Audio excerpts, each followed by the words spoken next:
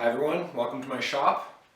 As you can see, I'm working on this dresser here. It's going to be hopefully a very nice piece, all veneered with arbutus, but it's missing something, isn't it? It has no drawers. That's what we're going to work on here today, and probably for a few days.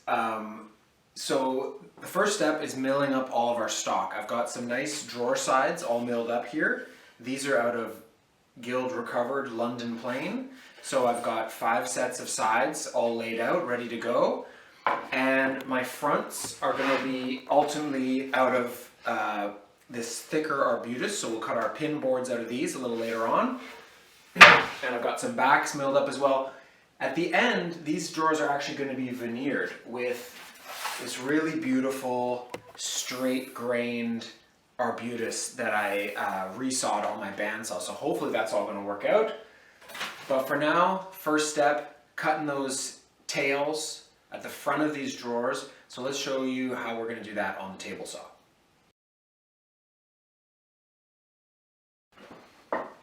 Well, as anyone knows who subscribes to Fine Woodworking or any other magazine, there's a lot of different ways you can cut dovetails. You can do them by hand, of course, that's awesome. You can do them on the bandsaw. There's tons of different ways.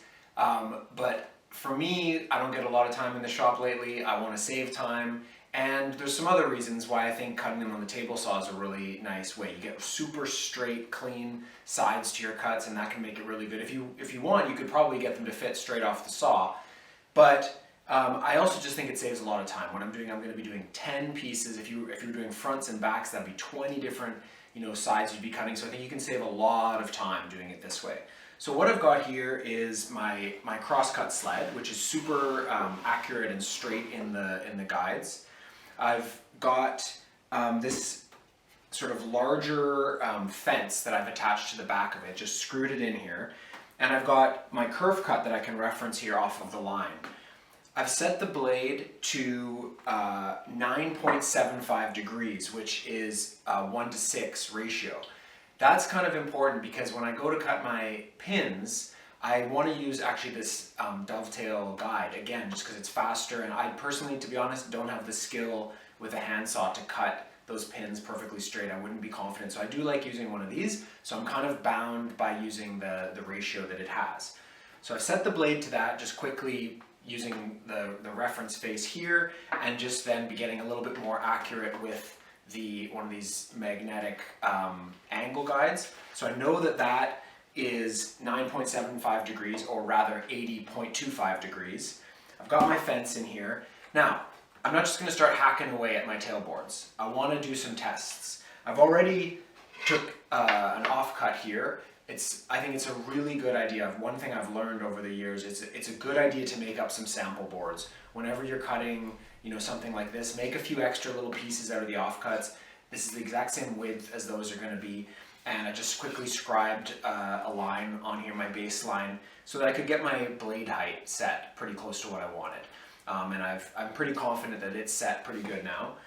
And then I've got this other setup piece, just another offcut, and I've marked out my tails on here. So what I'm going to do, just to make sure that I don't mess up my actual pieces, is each time I go to set up a cut, I'm going to do it on here first. If for some reason the blade's too high, I'm going to know about it. I can make an adjustment. I can be just more confident that I'm going to be setting my stop correctly. So that's what I'm going to use this for.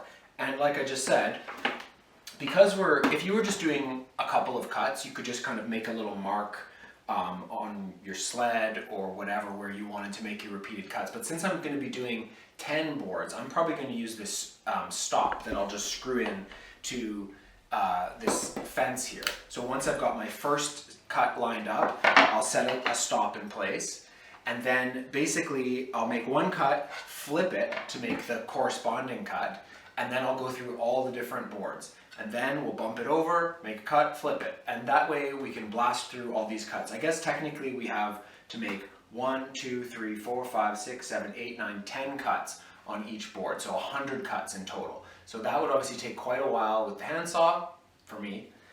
This should speed us along quite a bit. So let's take a look. I'm going to get some safety gear on, and let's take a look at how this goes for the first few cuts, or maybe just the one on the sample board.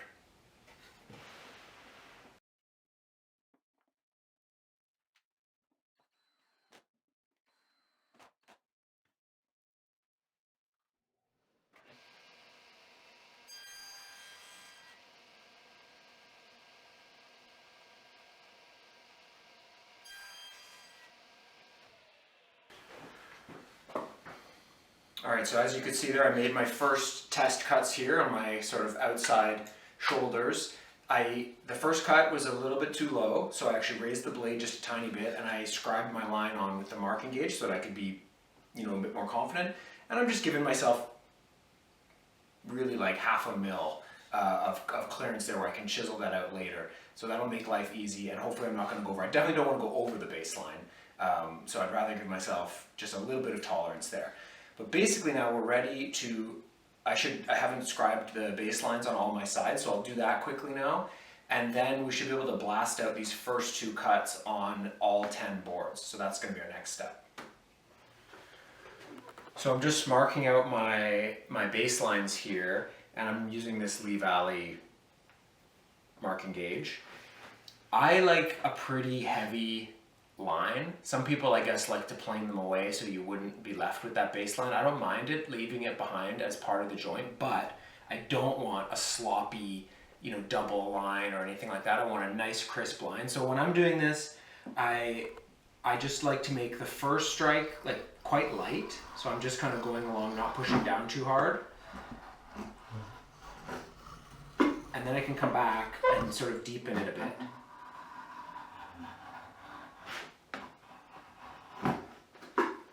So now we've got a nice good line there on that side.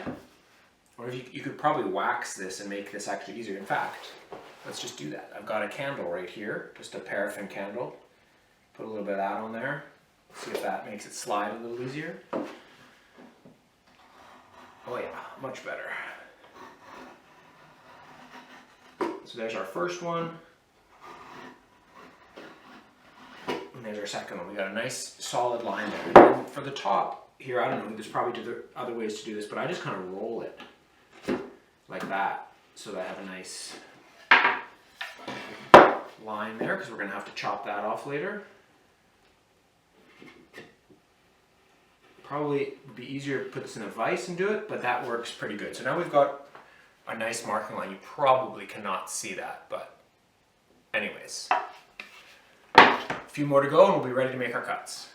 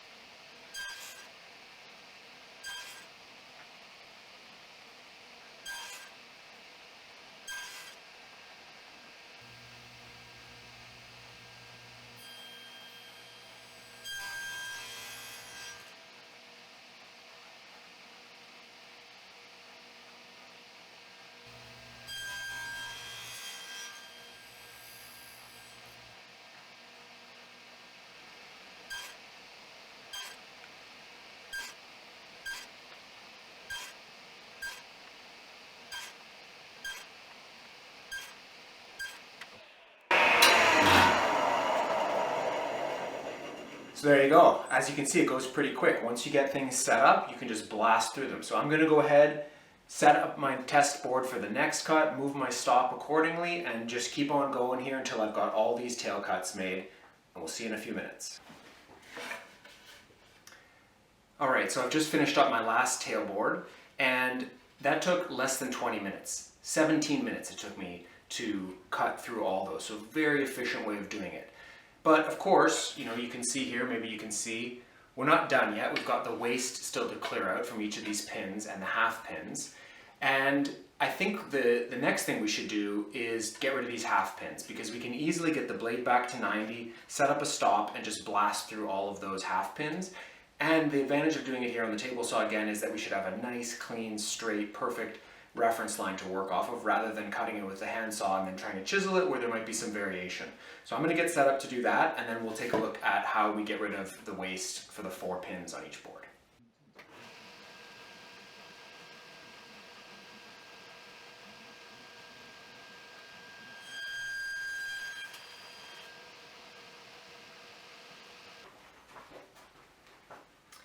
So we've got our tail boards, and we've got some of the waste cleared. The half pins are gone. So now we've got to clear out these pins. We're done on the table saw. It's served its purpose. We're moving on. Most of the rest of this is going to be now with hand tools and a little bit of work with the router.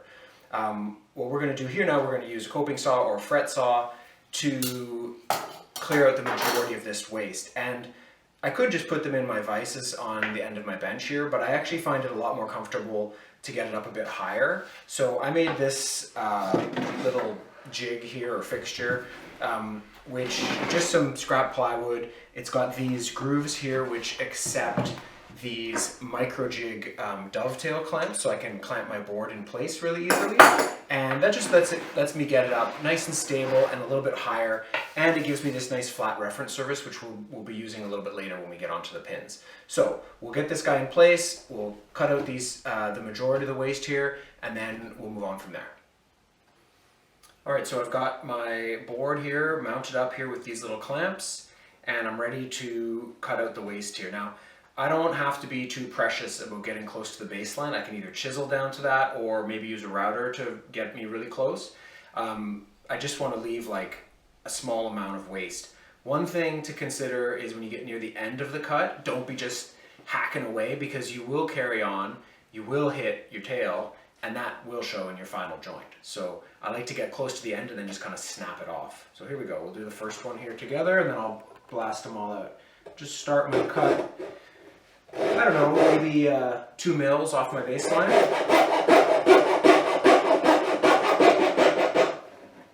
Make sure I'm going okay. And I'm getting close to the end.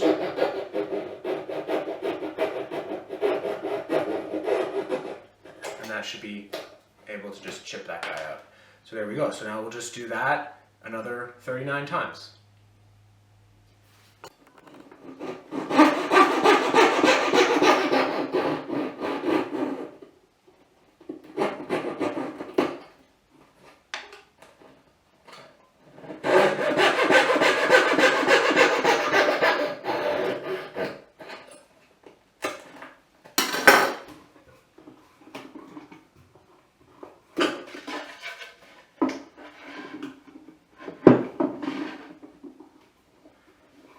So you could definitely leave the board in here and cut it from this way, but I'm so useless with my left hand, and trying to cut this way just feels awkward, so I usually flip it around.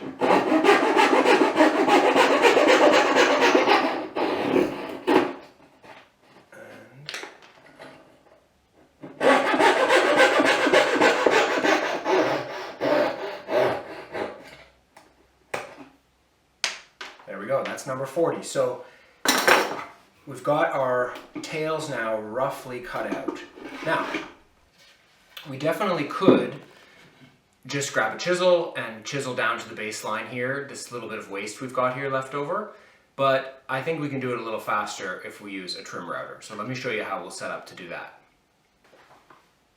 Okay, we've got our trim router here loaded up with a little dovetail bit. You could use a straight bit if you don't have a dovetail bit. The dovetail bit will just allow you to get a little bit deeper into those sort of corners of the tails.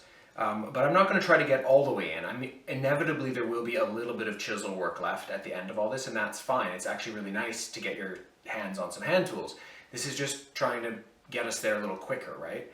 So I've got my first tail board in here on my little contraption here, and I've just got a square here so that I can basically butt the board right up to the top of this surface, so that I have a nice wide kind of platform to put this down on, and I can just push down on here with my hands. I'm going to have to get down behind here so that I can see what I'm doing, because you do have to watch that you don't hit into your tail, but fairly quickly I can kind of blast through and knock out most of the rest of the waste on these tails. And then, like I said, then we will have that little bit of chisel work just to get into the deep corners here, double check we're all the way down to our baseline. Maybe we have to pare down to the baseline just a little bit, but it should be very minimal and quite quick and actually really enjoyable, as opposed to the sort of slog of hogging out all these tails just with all hand tools. Now, if that's your thing, fill your boots. But for me, I'm trying to kind of get through this.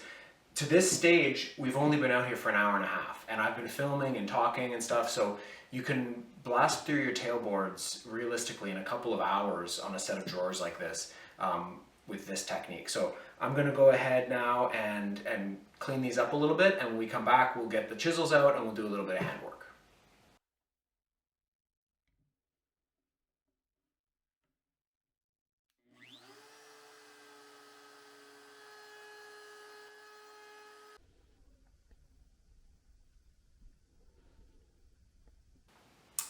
So we've got our tailboards kind of the waist roughed out now. There's still a little bit left in the corners, so we need to get to the hand tools now. And I'll just show you how I set up for that. Again, I don't really want to be hunching over, trying to chisel these things out, hurting my back. So I'm going to set up a little bit of a station here so that I can be more comfortable and just clean this up in short order. And then we'll be finished with our tailboards and we can move on to the pins. All right, I've got my little station here set up. I've got my sort of homemade moccasin vise here, and I've actually raised it up even a little bit more on some blocks here to get myself up to a really comfortable working height, which I think is important. I think you actually do better work when you're comfortable. So I've got my first tailboard here, and all I really need, I've got a 3/8 inch chisel here, nice and sharp. I've got this little butt chisel, this little 10mm butt chisel that can sometimes be handy. I shouldn't actually need this because just hand pressure should be enough to pare what's left of the waist here in these corners, but if I do, I've got a little mallet, and so I can basically, depending on what feels comfortable, I can work my way along like this, or of course I can use the moccasin vise and get these, which is probably what I'll do more of, getting this up nice and firm in here, and then getting down low and just getting into these corners and just carefully coming from each side and getting rid of that waist. And then I can get down low and just cut that out.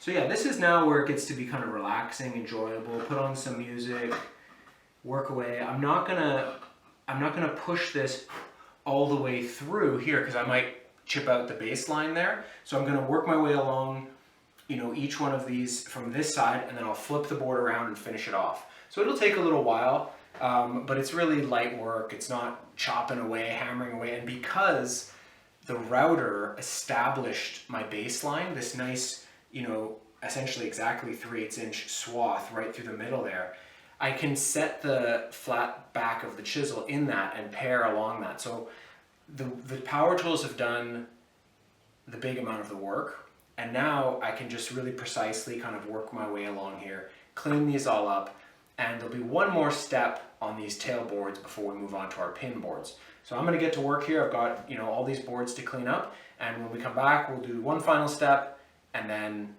onto the layout for the pins.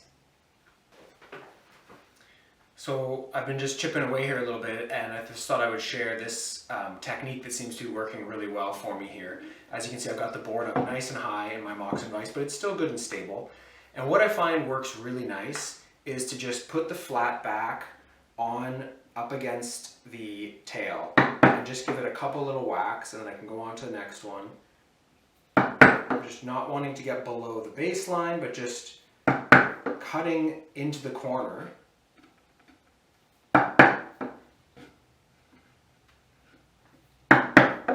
And then I can come back the other way.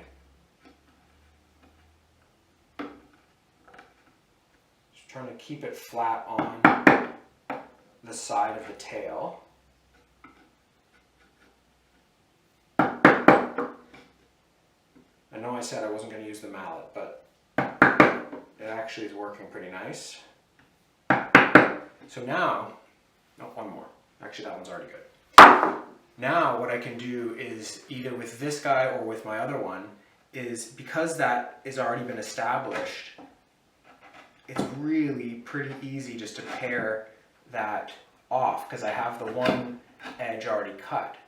Keep in mind too, when you're doing this part, it's totally okay to undercut the joint in the middle a little bit. There's no real glue strength there, so if in doubt, it's better to actually undercut a little bit, because when you go to fit this, the last thing you want is the other way, where it's actually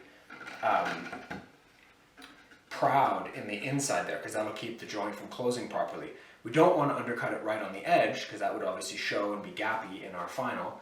But when we are doing this kind of thing, once we get past that initial cut, and again, remember that the router left us a perfect reference face there. So once we've kind of established that first couple millimeters of pairing, then on this sort of middle section here, we can actually kind of undercut it a bit. I'm trying not to blast out the other side, although it shouldn't really matter now because I've already done this side. But just a few little tips for handwork. I don't know, I'm figuring it out as I go here. Usually I find it's like this when you're working. You get in a flow and some little, mechanical advantage or thing starts to help you. And once you find that technique, you can get in this kind of flow and just keep going through them, especially in a case like this where you're doing repetitive work. So I'm just going to keep going here. I've got this one almost done, and I think that's all I'm going to do today out here. I find also, like, if as much as I want to be out here and just keep going, I think it's good just to take breaks, and you can kind of, usually what I do before I leave the shop is I'll make a little to-do list for tomorrow so I don't come out here and kind of try to remember where I was left off. And that way, tomorrow when I come out, or whatever the next day is, even if it's a week from now, I know where I left off, I know exactly what my next steps are, maybe even come out and if I feel like this chisel's actually not feeling all that sharp, I could probably stand to sharpen this up before I continued. But ultimately, it doesn't take too long to just clean up this little bit of waste. And I can show you here in a second what this first one looks like now that it's cleaned up. It's pretty much good to go. And so I'll just do these other ones and we'll be on to the next step. This definitely needs to be sharpened.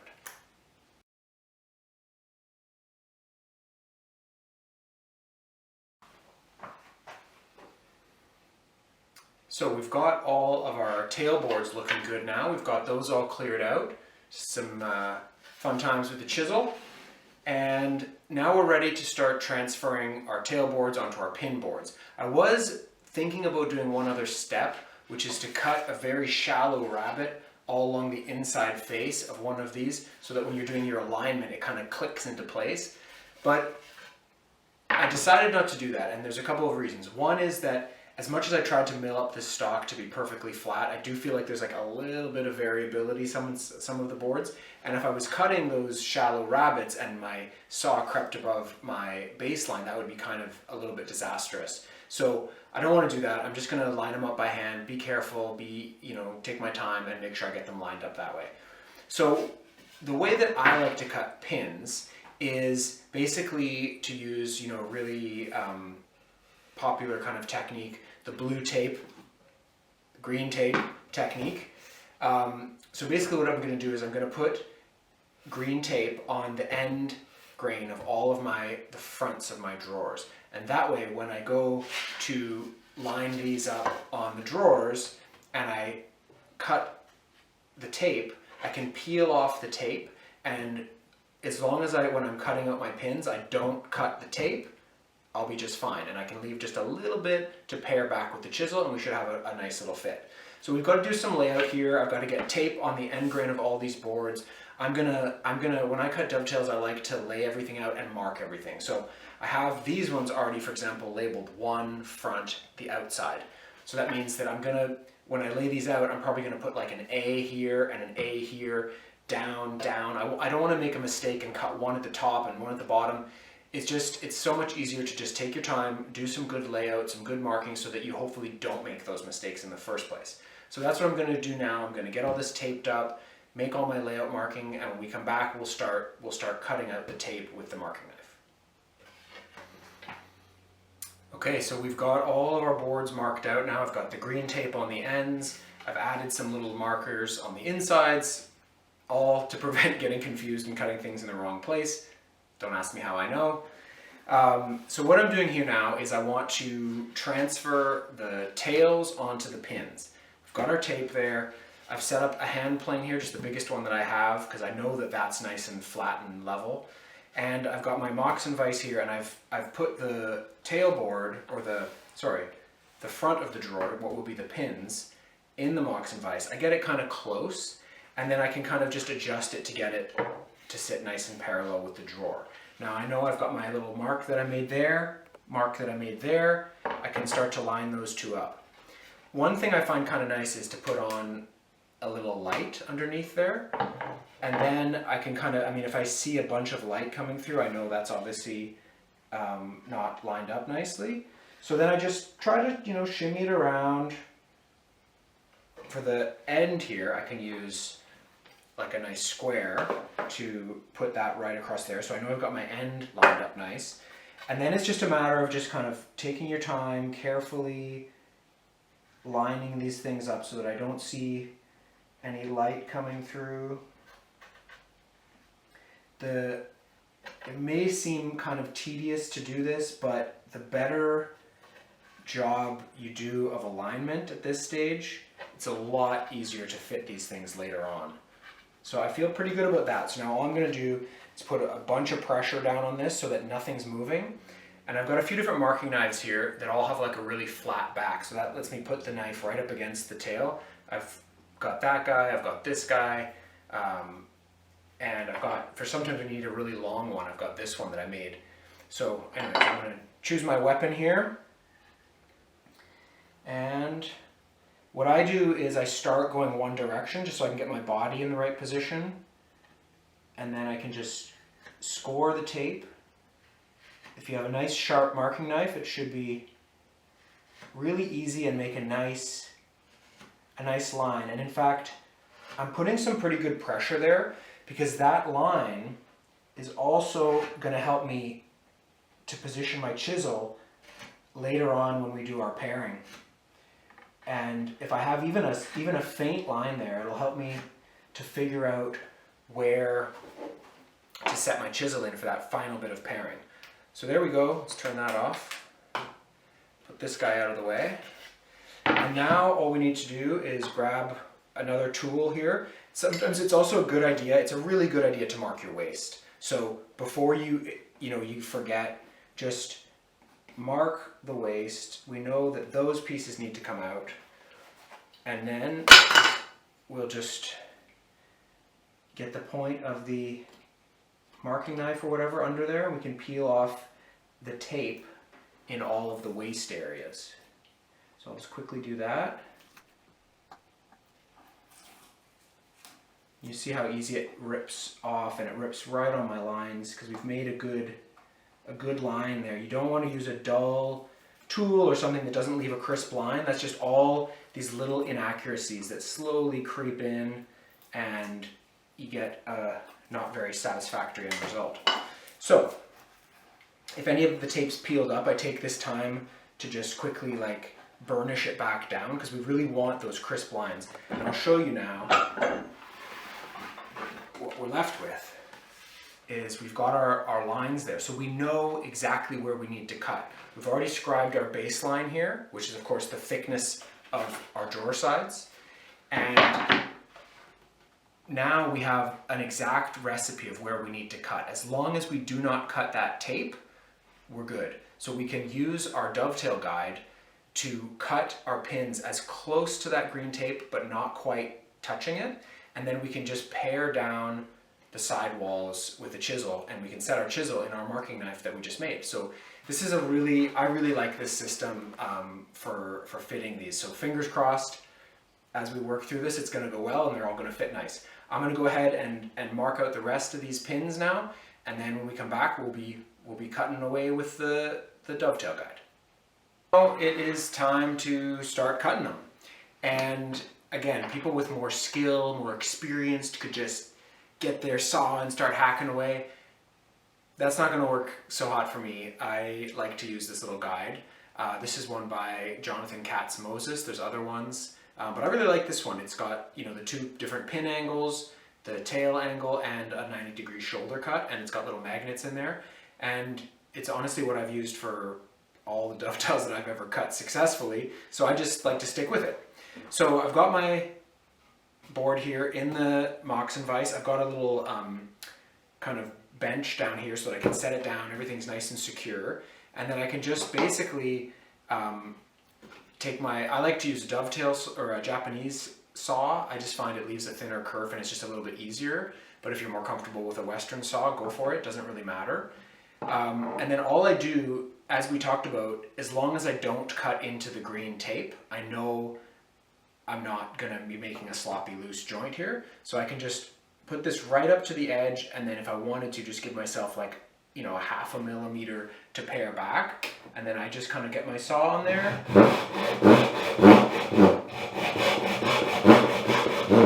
And then when I get starting to get close to the baseline, I kind of tilt the saw, get it close to this side, and then I can kind of peek over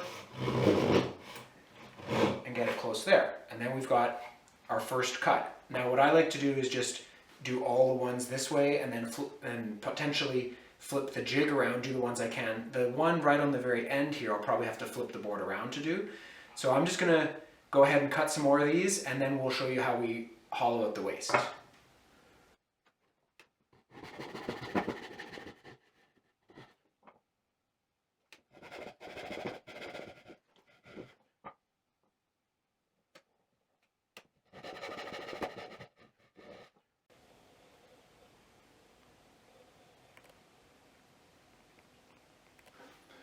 So we've got all of our cuts made along our pins here, and now we got to get rid of the waist.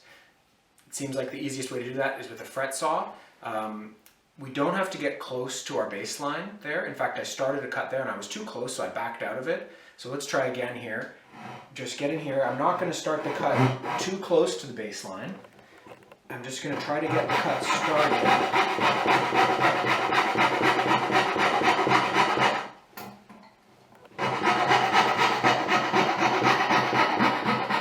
Shifting to the angle of the pin. Make sure I'm not getting pretty close there. So I think I'm going to back out of that. As you get going, you get a bit of practice and you kind of get the technique, but the last thing we want to do is go over our baseline. Okay, so there we go. So we got one out. We got to just keep going here with all the pin boards, getting rid of the majority of this waist. And then we can move on to hogging out the rest of it with the router. So I'm going to keep chopping away here. We'll see in the next step. So that's done, and they look pretty crude. If you look, they're pretty rough, lots of material still left there. That doesn't matter, because the way we're going to clean this all up is once again back to the trim router. And we've got this special little bit with the top mounted bearing, and the beauty is we have these really straight cuts that we made. And at the top, they're all cleared out. So the router bit, or the bearing on the router, can actually just ride right along our pins. And as long as we set the depth on the router correctly, right to that baseline, we can easily just clear out basically all of this waste. And then all we have to do to make these joints start to come together nicely is pair that tiny little bit of material that we left when we cut with the dovetail jig down there. So we have very minimal pairing on each one, and that's where we'll have to slow down, take our time, and just fit them literally one tail at a time, one board at a time, put on some nice music and just get into it. So I'm gonna go ahead and get this all hogged out with the router, and next up after that will be some more delicate fitting. So I've got our pin board here now mounted up in that same jig we used before to hollow out the waist of the tail boards. This time what I've done is I've just clamped on a little nicely milled up scrap of wood here so that I can use that as a flat kind of additional reference surface. It's a bit tricky having the router just on these thin little boards, so just gives me a little more room to maneuver. And the reason why I want that scrap is because I'm going to be pushing it all the way through, and otherwise I would tear apart this thing pretty badly going through all these boards. So then what I've done is I've used these clamps, these micro jig clamps, and just gotten them kind of like more or less tight, and then I can just get down and make sure that my board here is nice and flush with my scrap board. It doesn't have to be perfect initially. This first one will kind of dial in the depth of cut of here, but ultimately I should be able to get the router bit to be just perfectly the right depth of my baseline, and the bearing is going to hug the side of the pins, and we should have a nice, very clean result with minimal chisel work or pairing that we have to do afterwards. So I'm going to put on some safety gear here, and let's see how it goes.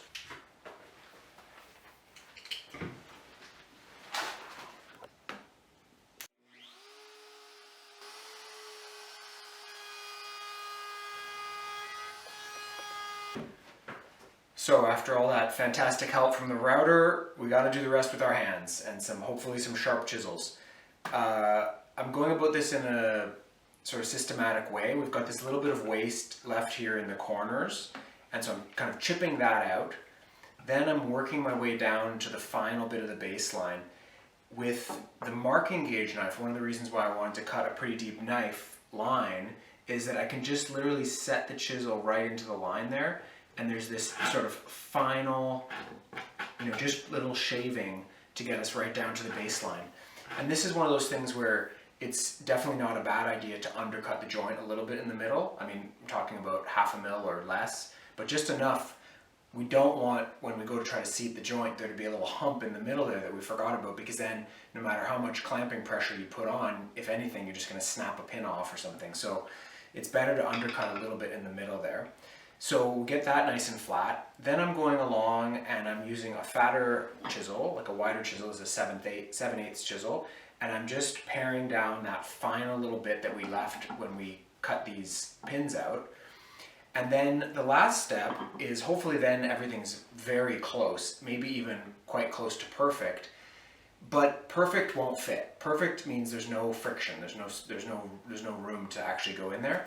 So I make up these little sanding kind of blocks just on thin little offcuts. I've just got 2 different grits on here, and that allows me to have a really nice flat surface, because I don't want to round over the pins here. So I can just get in here and sand a little bit off of each one, grab the tailboard, test fit. If it's still a little tight, maybe I can kind of tell where it's tight, sand a little bit more. But this is kind of my final tool to get that nice fit. And it's a good idea to take your time and not get over aggressive, shaving one down, because then sometimes you find that once you fit it, you've actually got a gap there.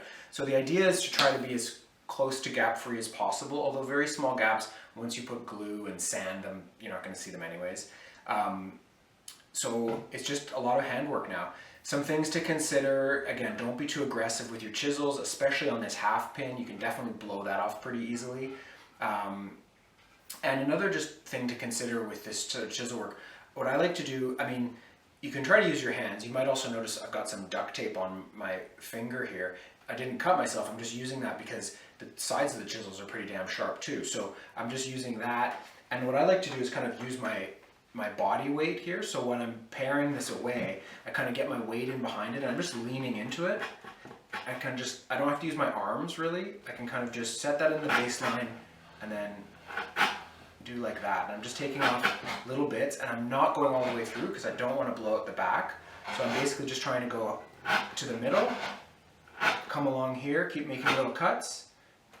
And I didn't take that piece off yet, so I'll leave that guy alone. And then we can flip the board around and come from the other side. So little techniques, but you figure out what kind of mechanical advantages you have and what works well. You definitely need to have your chisels nice and sharp for this kind of work. So anyways, I'm just going to keep chipping away here, and hopefully pretty soon we'll have this guy ready to fit.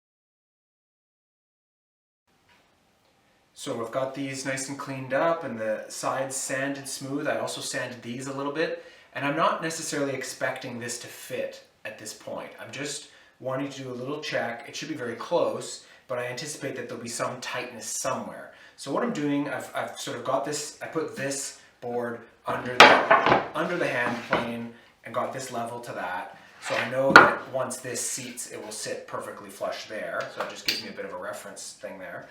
And then I can kind of just try to align, like right away, that first tail, kind of I could feel it wanting to go in there, which is good. And then I kind of have a look along the baseline here, and it looks to me like these first two are happy. This middle big one is looking pretty happy.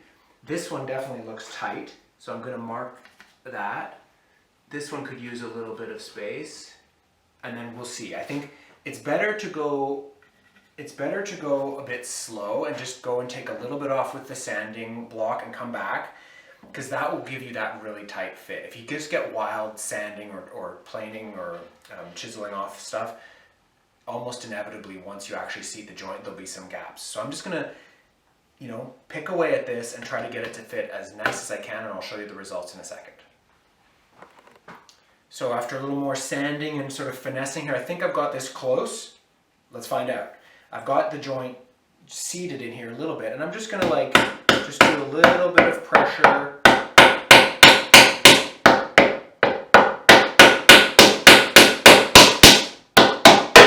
Definitely is happy on this side.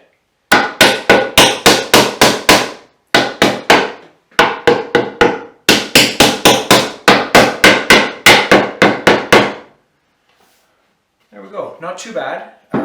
Got a few little gaps here, but again, once we glue this up and sand that, those should fill in pretty nice. I'll show you my mediocre results here in a close-up here in a second.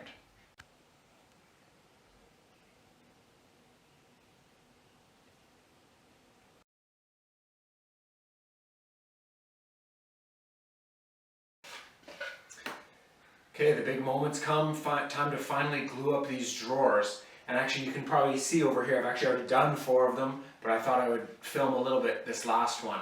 Just a few, I guess, tips or things to consider.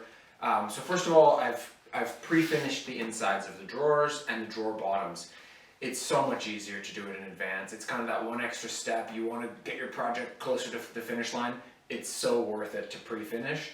Any glue squeeze out is so much easier to deal with when you're wiping it down, and it's so worth it. The outsides I haven't done because for a couple of reasons. One, there's no real advantage, and 2, I still am going to have to plane these and sand these down to get them to fit really nice.